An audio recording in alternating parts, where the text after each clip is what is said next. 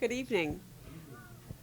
I'm Patricia Van Skyke, Director of the Lloyd Library and Museum, and I'd like to welcome you to tonight's program, Climate, Coffee, and Culture, in conjunction with our exhibition, The Botany of Beverages. We love coffee at the Lloyd.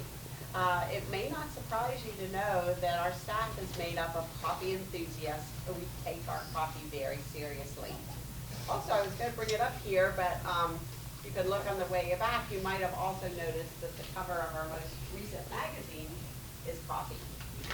We are just being true to our legacy as keepers of the Lloyd brothers' knowledge and passion. We know that John Uri Lloyd drank coffee at the turn of the 20th century in Turkey from the urn that's on display over there. Our books featured in this exhibition are a testament to the priority that the Lloyd brothers placed on coffee. We own 3 editions of the 1688 book, A Treatise of Coffee, Tea, and Chocolate, necessary for doctors and all those who value health.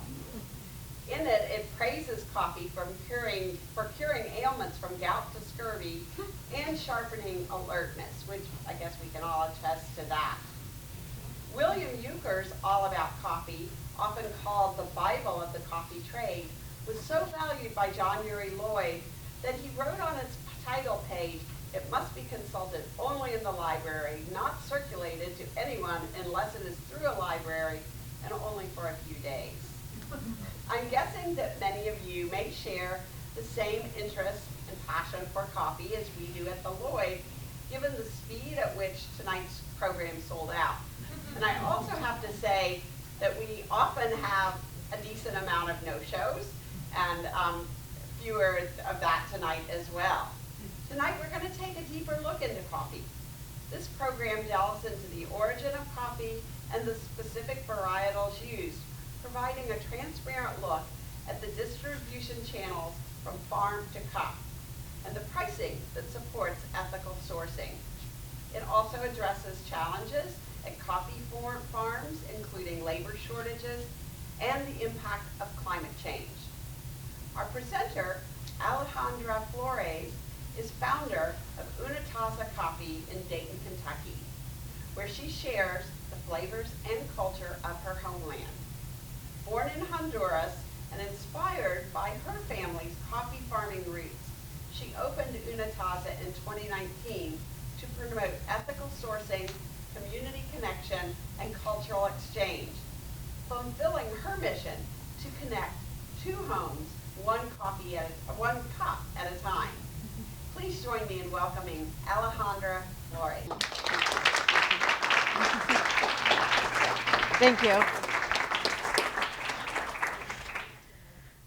Wow, when Emily reached out a couple months ago, she said, yes, how is your week of January, the first week? And I'm like, I have nothing going on.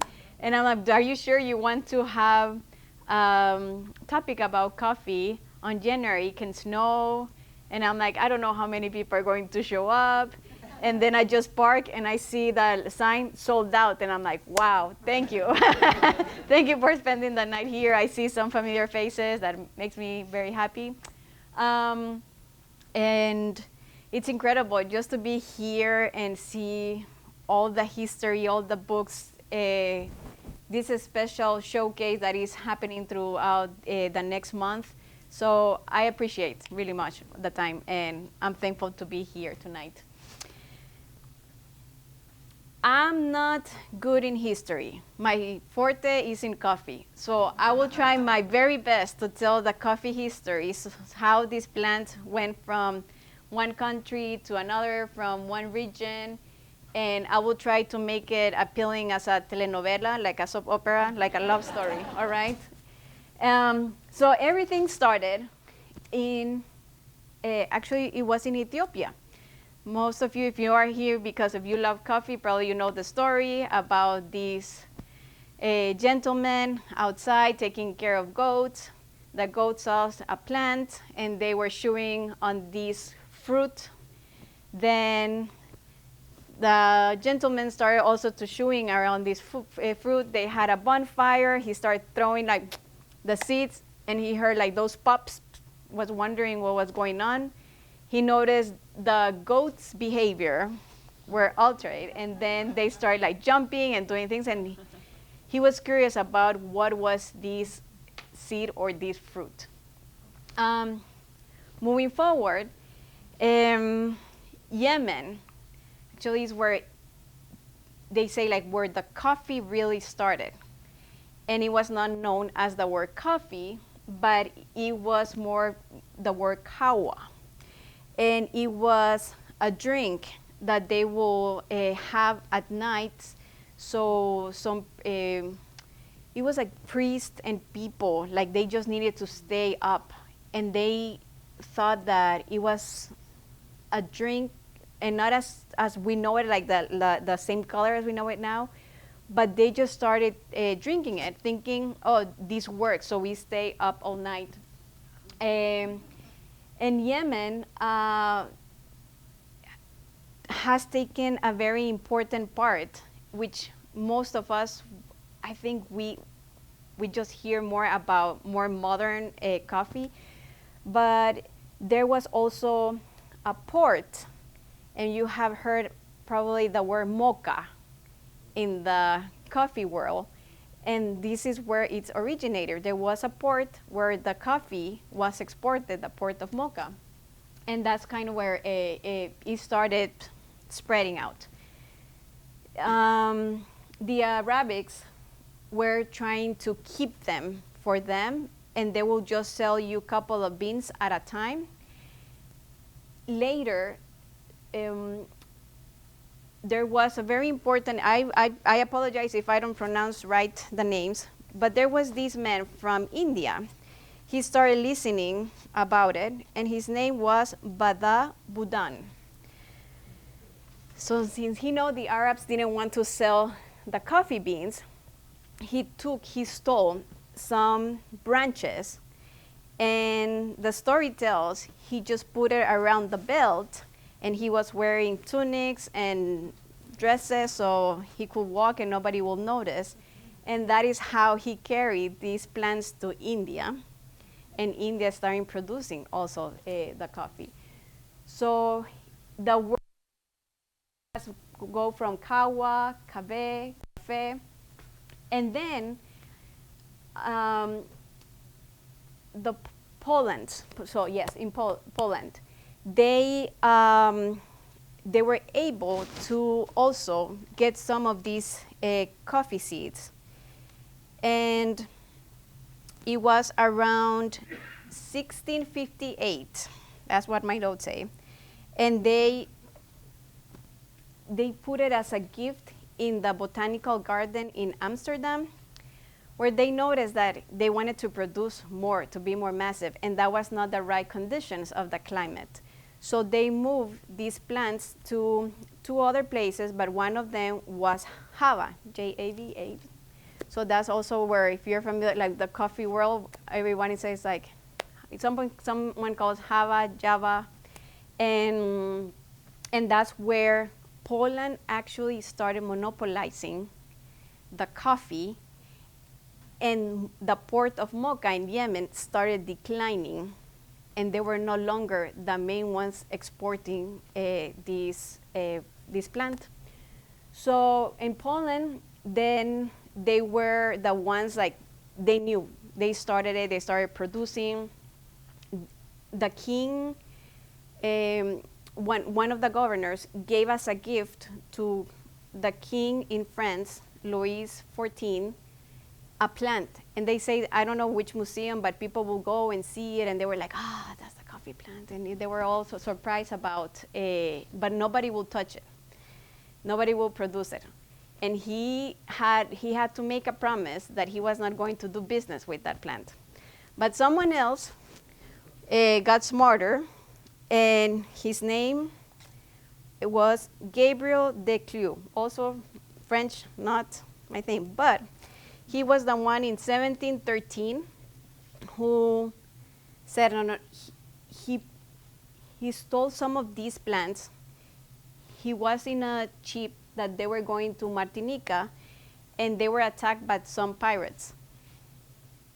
the story says that they were able to, they have canyons, so they won that bottle. They arrived to Martinica, and he started planting, and then it just started reproducing more and more.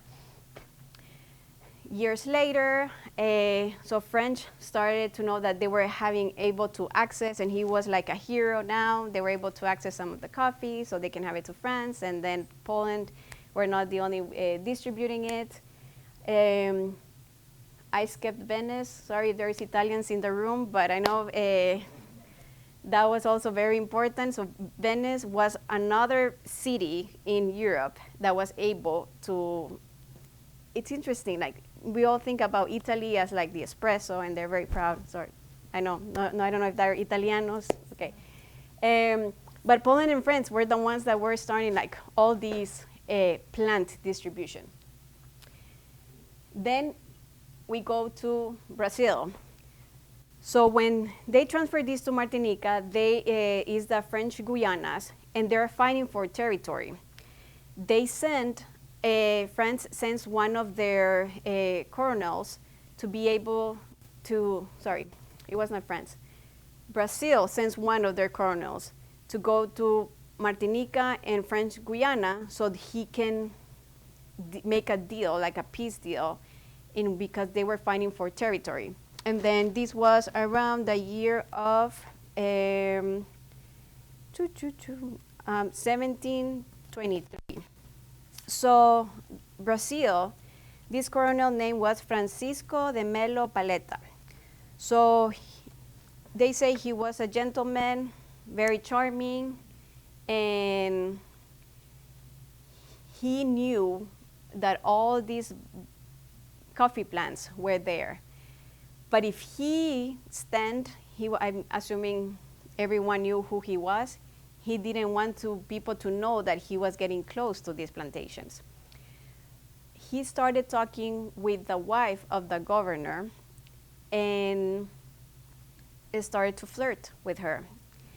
And they made a pact, so at the night of the celebration that he was able to bring these people together and that there was more peace and they were not fighting longer for the territory, she gave him a bouquet of flowers, and in the bouquet there were some branches of coffee plants. So he takes that back to Brazil, and fast forward, now Brazil in 1840 is producing 40% of the coffee for the world. United States, Poland was the one who brought, so that was the name Java that it's known here is because of that, like that's the origin of the city. So World War I, World War II, the United States becomes the consumer of coffees. And it's no longer tea. They brought tea at some point, and they say, like, no, it's not tea, it's going to be coffee. And now the United States is one of the top consumers of coffee around the world. Woo!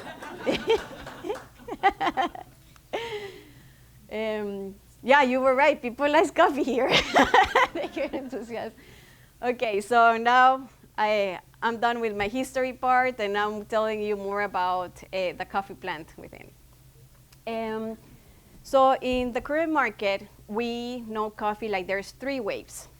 And the first wave happens when the market announces how much the pound of coffee is going to be sold for. So this is when coffee it's now around the world, and big companies as Nestle, Procter & Gamble, Philip Morris, top one, Sara Lee, they start controlling, and 40% of that, when they sell like, oh, this is going to be $1, is like what these big companies were keeping.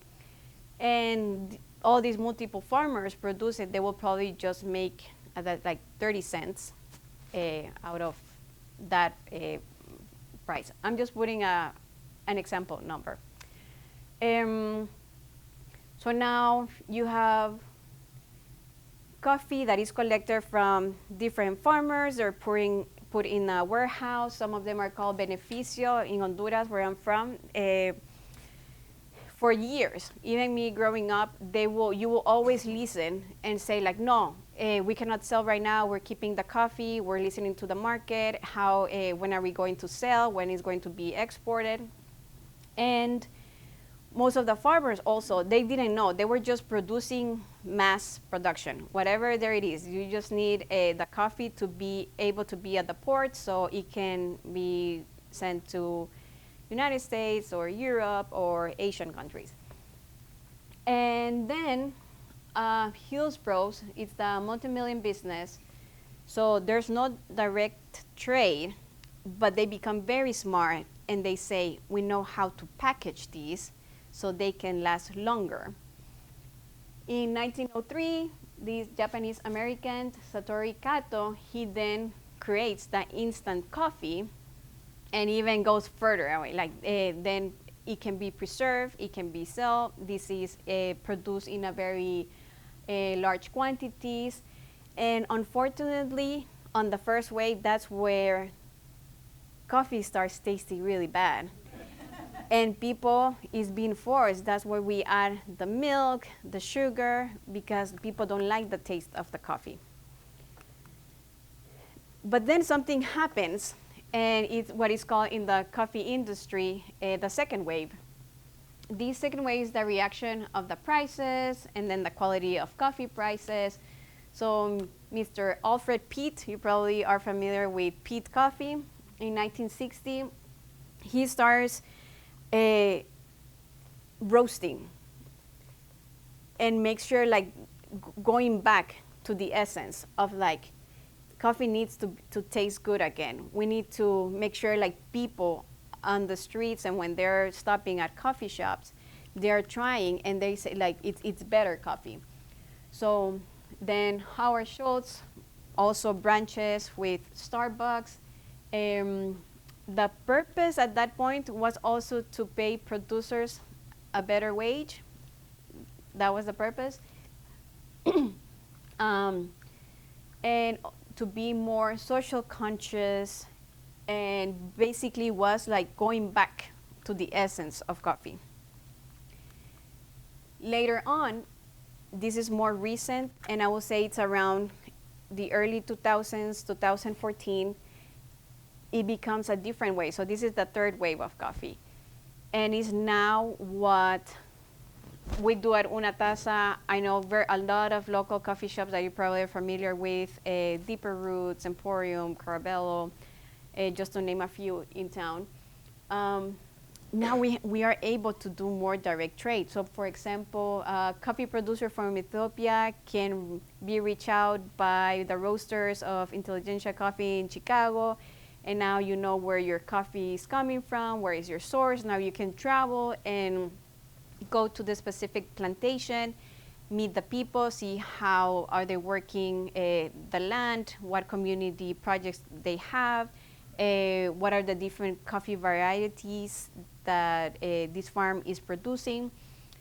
So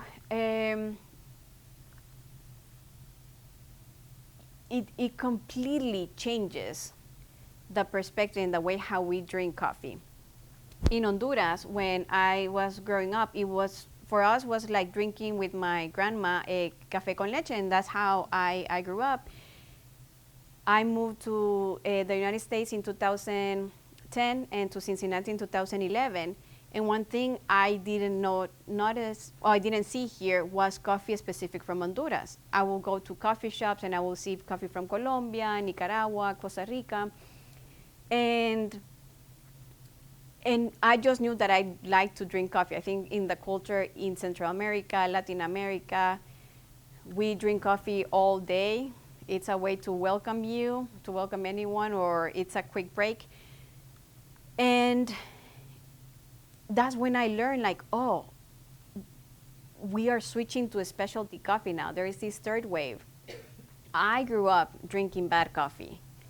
In Honduras, the people that produce coffee, they will export the good coffee and keep in Honduras the bad coffee. That's how most of Latin American countries people growing up will share that story. And I started to learn and meet farmers. So the next slides will be based on some of the experiences I had with the farms that have become my friends and how do they work the different processes. Oh, one more thing. Now there's a fourth and fifth wave. I'm not going to talk about that, but that's becoming more like the science part of the chemistry of the coffee. So now you can go to coffee shops. There is one in El Salvador, which is south of Honduras. It's called The Alchemist. I've been wanting to go. I just follow them on social media, but it's how beautiful. They explain and then how they just create different beverage and how can you smell and learn like all the different aromas and profile notes of the coffee. Okay, the anatomy of the coffee cherry. So we're going to basics, so we are all on the same page. Probably some of you already know. So first, the outer skin, it's the pulp, or we call it cáscara. Then after the pulp, you have something called mucilage. The mucilage is almost, think about you're eating a grape and you take the skin of the grape and you eat the fruit. Then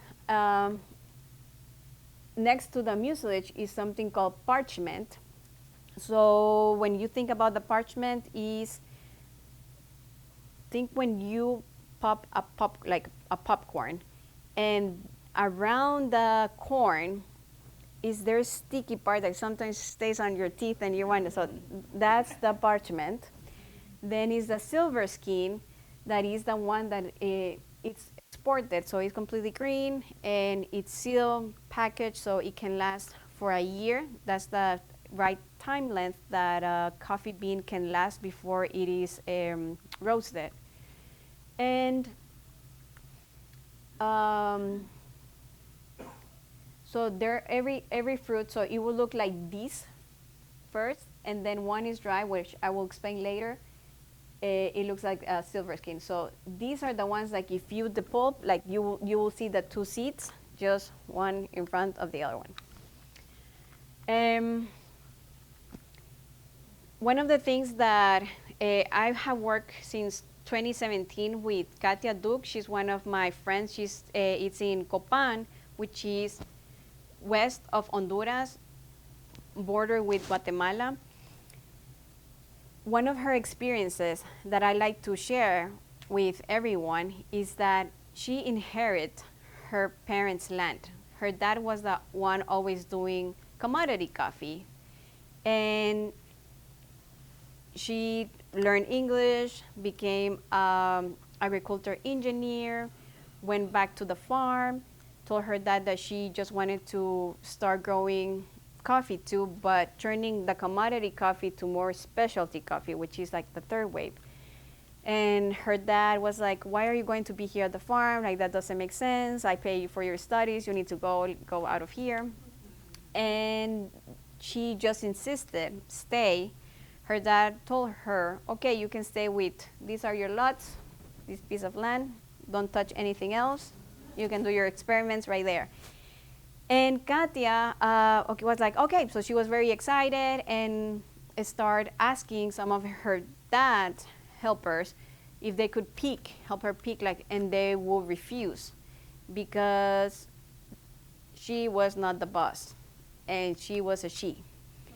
And she could not process that. It's like, but that's my dad, this is our land. And she could not figure it out, like, why was totally unexpected. And she is very clever, so she hired the wives of the men that work for her dad. So when I see her pictures on how she started, and today she posted pictures of, I mean, the beds where she's drying right now, all the coffee beans, it's beautiful, and I'm really proud of her. Most of the things I'm going to share tonight is not because I know them, because I go to her farm and she shares those with me. So I cannot take all the credits. What the image below it is the pulper. All the pickers, the ones that collect, they have their baskets. They make sure like they're at the end of the day they have all completely ripe. So this is a red. There's some berries are yellow too. There's like a yellow bourbon or yellow catuai, but they have to be completely ripe for the specialty coffee. For commodity coffee, it doesn't matter. You just go and picking as long as you have your basket. At the end of the day, you pick 5 baskets. This is how much are you going to get paid. But for specialty coffee, you have to be very careful. That the pulper is part of the wash process, which I'm going to explain on the next slide. Yeah, so the wash is this, the pulper. So once all the coffee, or the fruit, the cherry are collected, they are going into a big pile. And she told me, oh, you know why we put white ceramic in the pile? And I was like, why? Because she's like, we need to make sure like everything is clean and we can spot defects. So they pour there, they start adding water. All those coffee fruits that float, they start removing it. And then it goes to a very narrow water path to the pulper, that the pulper takes the pulp out, and then you can see the seed, which then continue to another streamline of water. And we have coffee trips where we take employees or our customers, and this past February, 2 of my former baristas came with me, and they were like raking and putting against the water, and they were like, we're done. And Katia told them, no, continue. Like, it has to be multiple times. And one of my baristas, she's a runner. She's like running and doing all these very physical events. And she was like, Ale, this is exhausting, like being here all day. So you just start appreciating the whole process. Later on, that goes to a pile where it's sometimes 2 to 3 days, depending on the percentage of fermentation. And then that wash process, it's moved to patios where the seed is drying, and you have to make sure you're conscious of like, if it's not going to rain, you have to move it or no, or there was not enough sun. And the wash process is more common in Central America countries and also South American countries that produce coffee. You have also the natural, which the story says that the natural process started in Yemen and most common on African countries, Ethiopia, those Sumatras that are natural, means that there's not water. So once the coffee fruit is picked, it goes directly to a drying beds, and once it starts fermenting, it starts like shrinking and almost looking like a raisin. So then is the pulpit.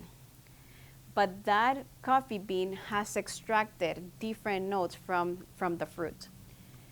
More recently, and I will say maybe 5 years ago, they started doing something called anaerobic natural, which instead of just leaving the coffee fruit on top of beds, they're putting it inside sealing containers, and they go like every day or every night, and it's a longer process, but it's just fermenting in a different way.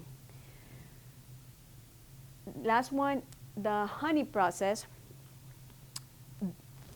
It's a mix, I would say, or it's in between both of them. There's no water, but it's the pulp, and it's dry just with the mucilage. And then it's more delicate, and it takes more time too. So usually the honey process, if you buy a bag of coffee and you see honey process, these are going to be a little more expensive than a natural and a wash. All right, so it exists Robusta and Arabica. Maybe when you're walking the aisle at grocery stores or at the end of TJ Maxx, you'll see those bags and they say Arabica, and you're like, oh, wow, it's good coffee, Arabica. But I will explain to you what exactly Arabica means and Robusta. Arabica, it's a very delicate varieties of coffee plant. So there's two words. And Robusta, like the word Robusta, it's harsh. It's not that delicate. It can be grown anywhere. Arabica needs certain height, elevation, shadow. So you need to take more care of it. But also fungus. There is something called La Roya, which is one of the farmers. They try not. They try anything. So if they detect Roya in one of the plants, they know they need to do something, because if not, it's going to spread like this on all the coffee plantation. Some producers, what they do hybrids of Robusta and a Arabica, so it can help to prevent, and also it stays longer. Then for Arabica, I mentioned some of the, this is some of the varieties of plants. So you have Bourbon, Red Bourbon, Caturra, Pacas, Mocha, Catuai, Java, Pacamara. But now, you cannot say that only those exist in all the countries that produce coffee, because then each country starts creating their own hybrids and their coffee plants. So for example, this is a picture from Colombia. I personally didn't know about Maragogipe, Laurina. These are more into Colombia. And in Honduras, there is something called Lempira. Lempira is our exchange, our current exchange. But they have a plant called Lempira, L92. But it's not like you can just create it. So they go through the institute. For example, there's an institute of coffee in each country.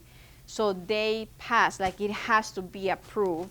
And now they're able to sell it, or some farmers are allowed to have them. So I think each region, we cannot say like, oh, these are the only Arabicas, these are the only Robustas.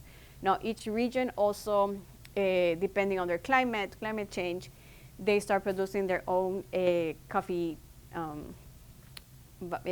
plants, varieties of coffee plants. So I like this image.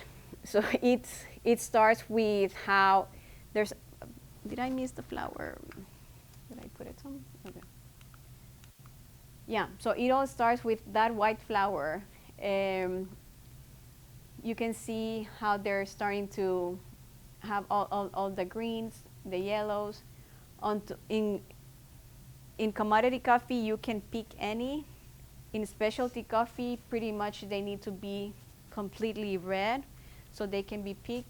You see these dry ones, that's a natural process. They already have been picked and they're going through a natural. Okay, I'm going to explain more about, we did about the specialty coffee and commodity. So the two countries in the whole world that are the ones that dictate prices and demands and offers, for the Robusta, it's Vietnam, and for the Arabica, it's Brazil. When I take people to Honduras, we usually go on February, because our harvest is just from October through February. And what we need for our coffee shop, or any local coffee shop that does a specialty coffee, we have to make sure like, okay, we will need this specific amount, because it's just once, right? Harvest happens once a year, and that's it. In 2024, probably you all saw. So are you saying that when you go down there, or when you make an order, you have to order for the whole year? Yes. Oh, really? Mm-hmm. Right. Or you run out if you don't get enough? Well, now I got smarter, so I work with the other 3 farmers. Yes. But yeah, that's basically the logistics. So if you see any local roasters, roasters have to make sure like they have the coffee that they're going to provide for all their coffee shops, and it all has to be ordered all at once. Yeah. So Brazil had a lot of dryness in experience, different fires, and it was pretty bad. They burned 44.2 million acres of Brazil's Amazon rainforest. And then Vietnam had dryness and flooding. So when we hear that the prices of the coffee in the market, they are all also linked to what is happening in these two countries. Especially in Brazil, if Brazil doesn't have enough coffee, then that's why the price in the market of the coffee will go up. And it's just happening every year, like there's so much conflict on how they can produce more. Commodity coffee also in Brazil is just also increasing. You can see videos of there's no time to be picking or enough people. So there's equipment. And then they just, whatever that tree produces, they are able to take it all. Second is the popularity among China and other Asian countries. From 2018 through 2019, they used to buy around 3 million quintales, and I will explain the quintales too. And then 2022, 2023, it went up to 6.3 million quintales. That's how much they are buying. The younger population is making it very popular on a daily routine. They're paying high prices for pounds during the annual Cup of Excellence competition. So every country that produces coffee has something called the Cup of Excellence, Taza de Excelencia.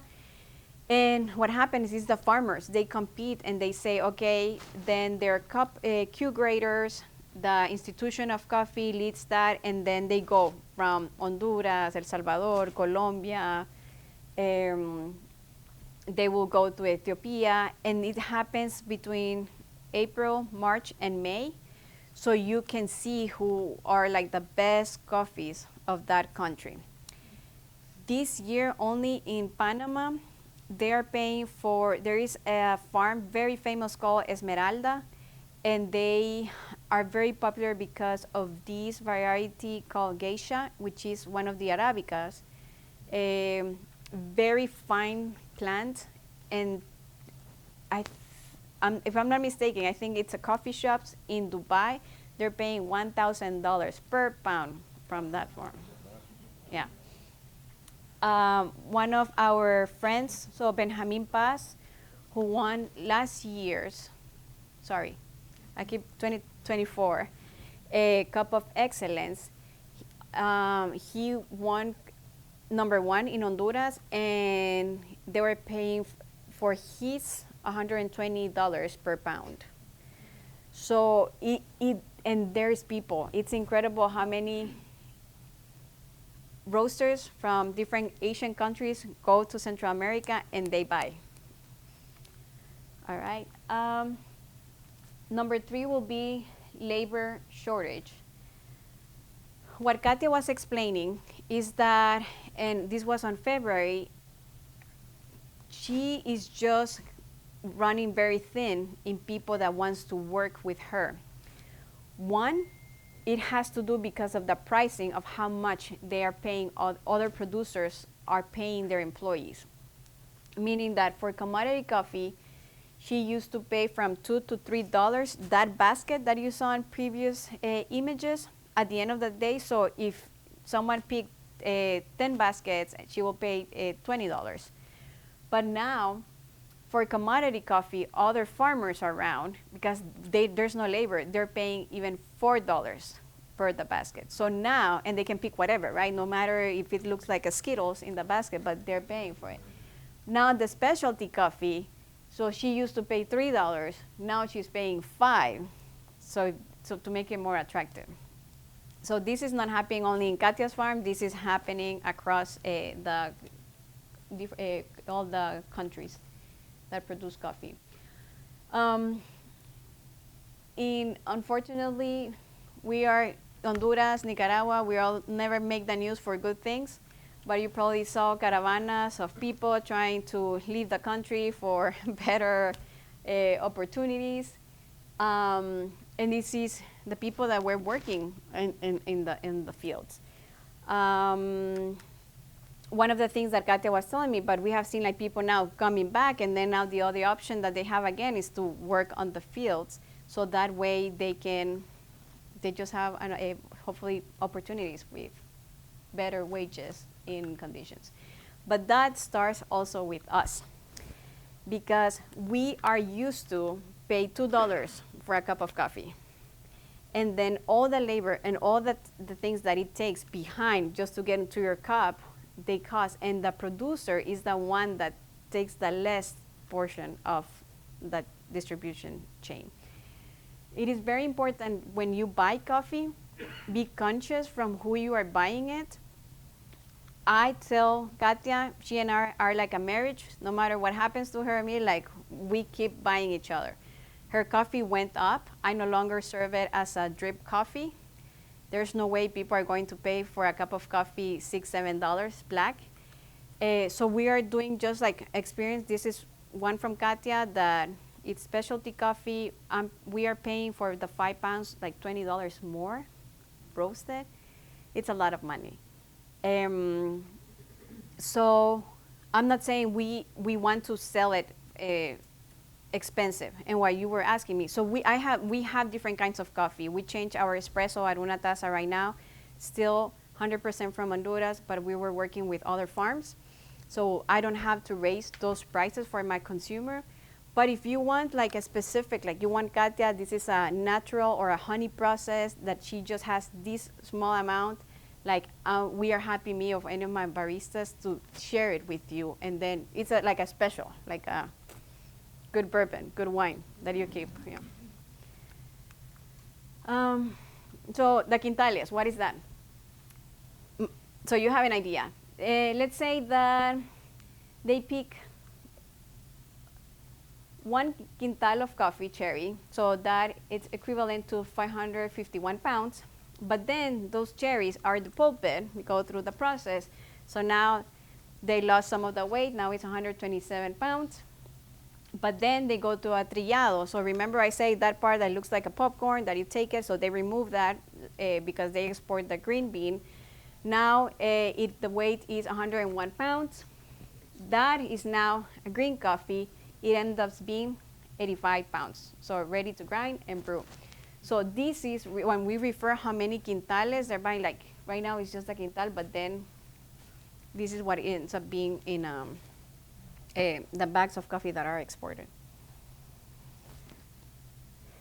No, I'm wrong.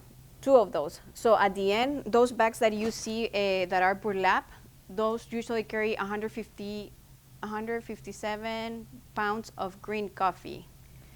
So from 1 quintal, you basically you end up with 2 that goes inside that burlap bag that is exported. That makes sense. Tariff has been a super topic last year, and how is that also affecting the price of coffee? So it's not just tariff, but you see it's climate change, labor, popularity. So back in April, there is something here in the United States called the National Coffee Association, and it rules a lot of the whole, and there's like a chapter here in the United States, but also there in other parts of the world. They were like, U.S. doesn't produce enough coffee. When I say does like enough, because they're including also Hawaii, Puerto Rico, but there's not enough to the increase of prices. The coffee industry contributes to the U.S. economy $343 billion annually. The impact of origin. So it is hard for the producers to plan for the future. With Katya, and that's why it's important. And I say Katya just as an example, but I work also with other 2 farmers. for them, not everyone has relationships directly with roasters or coffee shops outside their country. This is something that we commit to do, but if they don't know where their coffee ends, they don't know how much they're going to get paid, or if there's going to be enough for them to treat their lands or to pay, or all the different things that they need just to treat the land for the next harvest. 2, harder for roasters here in the US to keep sourcing the coffees they believe in. And 3, pricing becomes harder for farmers. So everyone along the chain has realizes that it's a huge change. I will say not everything is bad. What I have learned is that I think we get more conscious now, and if we explain this to our customers, and when you visit your local coffee shop and talk to them, I think you're willing to pay if you're willing to pay a little bit more for a good cup of coffee, for the quality, or a bag of coffee, or if you want to save money, take it home so it's different, right? So now if you're okay paying X amount for a wine, that also there's labor. If for a beer, that there's labor. So coffee we have treated like it's nothing, like we can get anyway. Like we need to change that mindset. So last year, April, any coffee with a bill of lading on April 4th or earlier will not be affected by the tariff. And this was back in April, right? So any coffee after the 5th, that will be subject to the percentage of the tariff.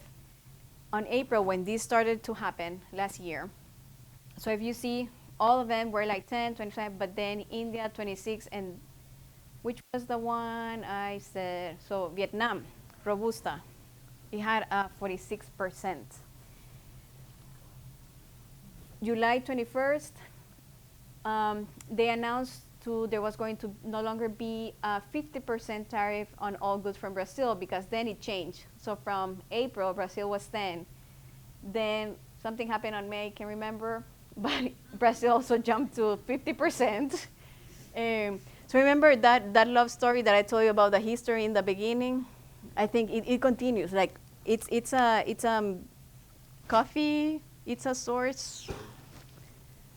Interactions among different countries in the world keeps being on the news.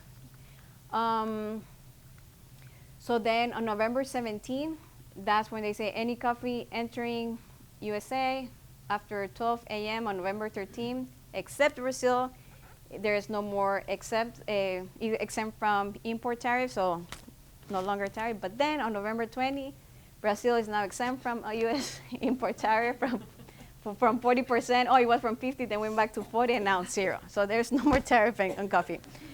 So talking with roasters, because we cannot control, nobody can control when it comes in. So most of our coffee came in before the tariff went to 0. So we got the tariff on ours. But yeah, it's also part of, and I promise, I'm not getting political. I'm not saying that something against. It's just like telling the whole story about the coffee plant. Yeah. and it's just like interesting how, from when I'm telling you France back in 1723, and then they're trying to steal it, and it's a competition. It's something that knows that everyone needs, and it's like. And it's not a fact, but I know one of my roasters says that oil and then coffee are the 2 sources that are always part of the interest right there. Does Vietnam still pay? No, they're 0 now too. So is everybody 0? Now everyone is 0. After anything that came in, or anything that comes into the United States after November 20th. But if they came between April 5th, I think it was, through November 19, right? Yeah, that had a tariff. You had to do all your ordering in February, right? Sorry? You had to do all your ordering in February. Right? It's already in. Yeah. Yeah, that's what I'm saying. It's in, but yeah, we It came before the 20th, yeah. For the last 50 years, the cost of production have increased while the real price of coffee has decreased, affecting the sustainability. Prices of roasters in the specialty coffee world have increased to reflect the reality and making sure fair payments to coffee producers in origin. So how much are you now expecting to pay for a retail bag of coffee? I don't know, how much are you paying? We started in 2017, and I think our bags of coffees were for 14 right now, and still we try to keep a margin. I think ours from that same bag, that same coffee from different harvests, we went from 14, 16, and now we're selling it for 18. That's still. So just to give you an idea, like if you go to a specialty coffee, that's around the average of prices in bags. So, well, Unataza means 1 cup, and we all just bring coffee from Honduras. It started with the idea of letting the farmers know where their coffee will end it. We became friends. We have just 4 different types of coffee. We don't go that crazy. We just want to keep those 4 relationships for now. And then we provide Spanish classes to our community. They were free. I don't know if this year will be free, but we have been doing free since 2019. Also, we do coffee trips every February. I see one here, one of the travelers that is coming with us next month. So it's fun. It just gives you, it completely changes your mindset on how to drink every single liquid of your cup until the last drop that you don't want to let it go. Yeah, and that's pretty much. Thank you. I don't know if it's open for questions. Yeah. Thank you.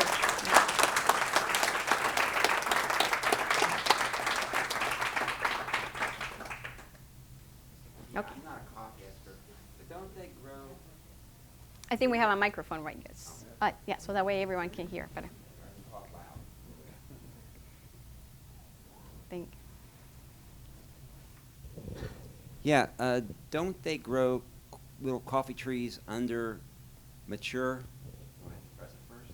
Oh, I can hear. Yeah. Mm-hmm. Don't they grow little coffee trees under mature trees that are like mature Yes. rainforest trees? Yes. And therefore it helps preserve some of the biodiversity, whereas as opposed like Brazil just bulldozing everything down, trying to grow cattle on it and that sort of stuff. Yes. No, you're Yeah. completely right. Most of them are mahogany trees. So farmers also can make some money out of these. Like once the trees are mature, they can sell for wood. And then biodiversity is very important and also affects the ecosystem, the profile notes of Arabica plants. They also have some regions, if they grow strawberries or citrus or oranges, so they have fruits, they have mahogany, and yes, you are right. Mm-hmm. Yes. So I don't know anything about coffee plants. Are they bushes? Are they plants? Are they trees? Yes. So And how long it's does it take to grow? That is Katia. So those all are plants of coffee plants behind her.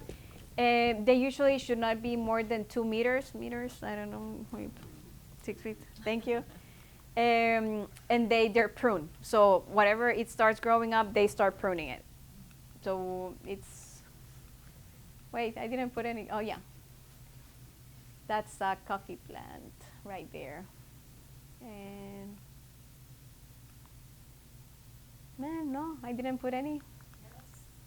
Oh, and the ones on the beginning, sorry. So there's right here. So that's her farm, yeah.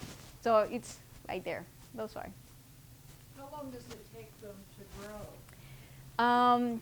So from start, like it can take from 5 years to have it produced, like from small plant all the way to the height, and it starts producing. It can take 5 years.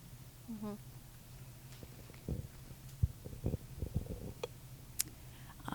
I visited Guatemala Beautiful. a year ago in January, and we were in several preserves where coffee trees were growing like this. I recognized this. But also we saw significant areas where everything had been cut except so they could put in rows of coffee plants. And I assume that's going to commodity coffee. I was, It could be. What do you mean, roads? Like a row of yes. row of Rows, coffee. So just they can only make it coffee faster? plants in that field. Okay. No overstory, no. Interesting. Yeah. Yes. So it's sort of like industrial agriculture moving in. Right. Thank you for sharing your experience. Yes. One here and then here. Alejandra, given Hello. all the problems with the climate, labor, crazy tariffs, are growers choosing to get out of the business? Are you losing producers? So what they are doing now is just, I think in anyone that runs business, you just need to figure it out a way, right? For example, what some of them are doing, instead of having, oh, I have a Catuai red that is very common, I have this mocha, this is just, you know what, I'm just going to do this pacamara, this geisha, and instead of me selling a whole, like a pound for $4 of these general, it's still good specialty coffee, but it takes a lot of work. I'm just going to get very, like I will level up my game. So the buyers are going to be very specific. I'm just going to have certain amount in what differentiates the commodity coffee and specialty coffee. There's Q graders. So anything goes from 0 to 100. Anything scores below 85 is commodity. Anything between 85 and 100 is just specialty coffee. So when I'm telling you Benjamin sold for $120, so his coffees were 92, 93. So now what farmers are saying, you know what, if there is a demand for these coffees and they're willing to pay the price, they're just focusing more on a variety and scale up their quality.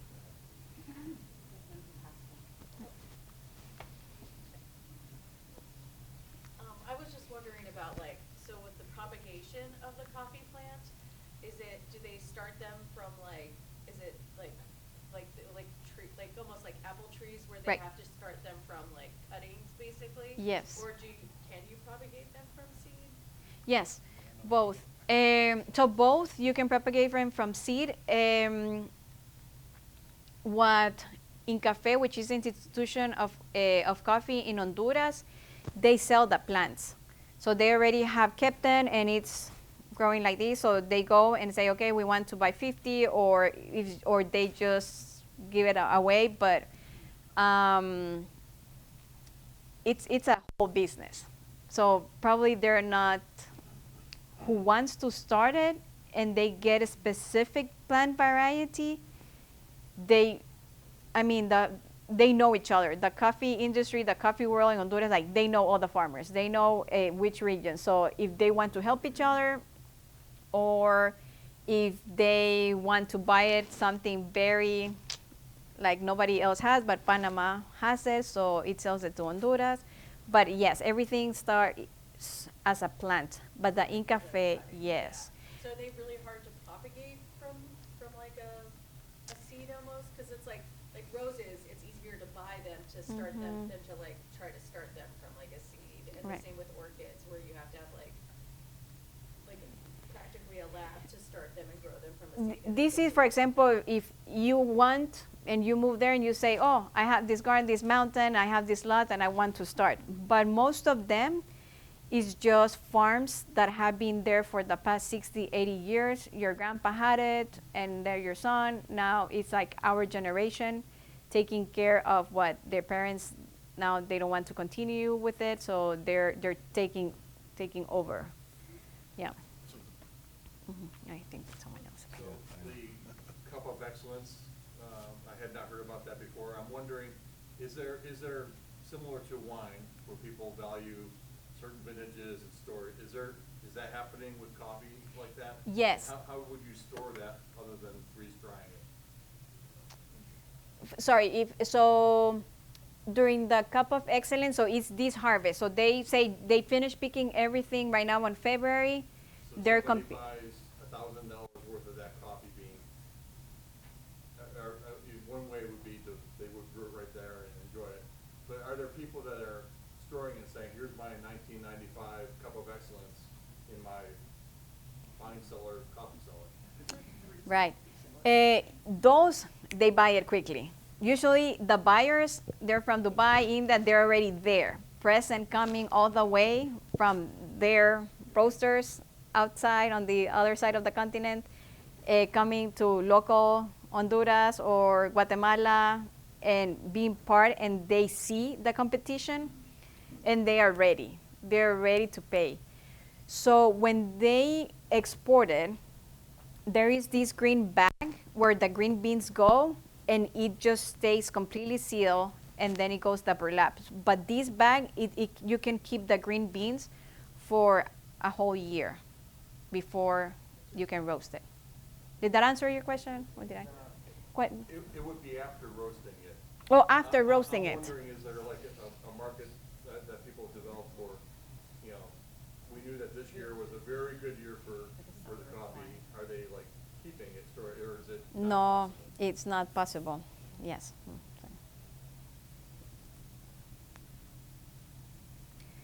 Yes, some people say, do not refrigerate your coffee. I think that's something that we have grown up thinking, like refrigeration.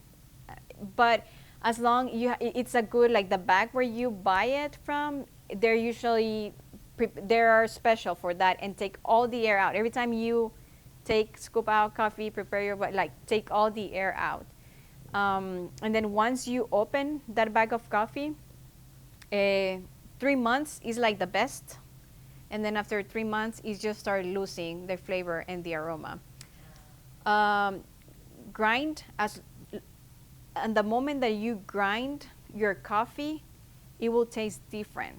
So the freshest, like if you're going to spend in a good coffee, buy it whole bean and then grind it when you're going to prepare it.